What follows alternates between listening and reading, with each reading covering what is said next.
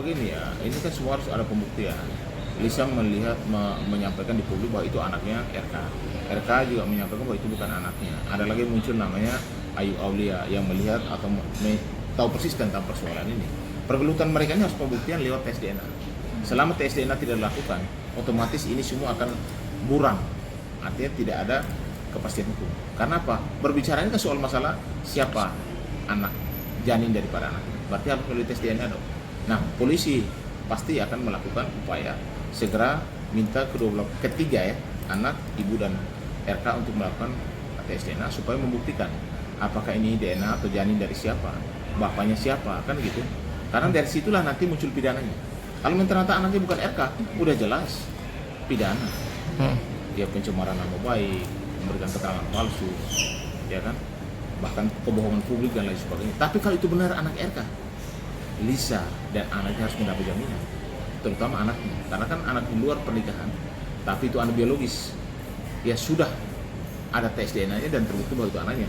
Dengan sendirinya anak itu mendapatkan fasilitas untuk masa depan dan juga mendapat hak waris dari si bapaknya, karena itu menyangkut dengan anak biologis. Oh, itu berarti putusan MK.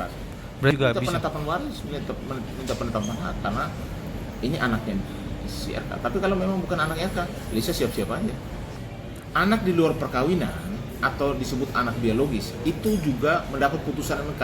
Itu diakui oleh negara, di mana kalau memang itu bapaknya harus bertanggung jawab. Bahkan dia harus juga memiliki hak waris. Jadi kalau bapaknya meninggal, anaknya harus dapat waris yang sama seperti anak di bawah pernikahan. Bang, tapi sekarang kan juga si Ayu Aulia juga sedang menjalani pemeriksaan juga di Mabes gitu Bang ya.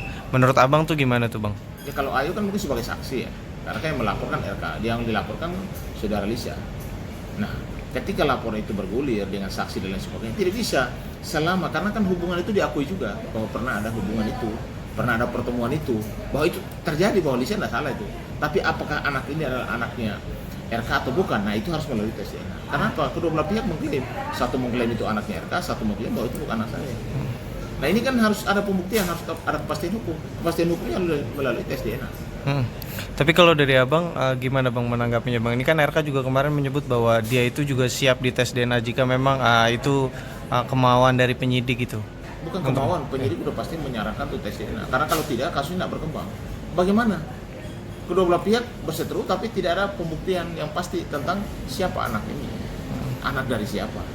Kalau anaknya RK harus bertanggung jawab, memfasilitasi masa depannya, bahkan sampai sebagai salah satu ahli waris selain daripada anak daripada istri yang sah. Kalau dari Abang mungkin ada win-win solution nggak sih Bang dari kasusnya RK sama Lisa Mariana ini Bang? Kalau menurut saya sih untuk jalur perdamaian sih mungkin agak susah ya, karena itu nanti akan berlarut terus. Lebih baik saran saya sebagai satu praktisi, lakukan tes DNA biar ada kepastian hukum, biar ada keadilan, tidak ada pencemaran, tidak ada yang namanya kebohongan publik, keterangan palsu. Tes DNA sih. Kalau itu terjadi, saya rasa masalah ini akan selesai. Tapi selama itu tidak dilakukan, saya rasa masalah akan bergulir terus, tidak ada ujungnya gitu.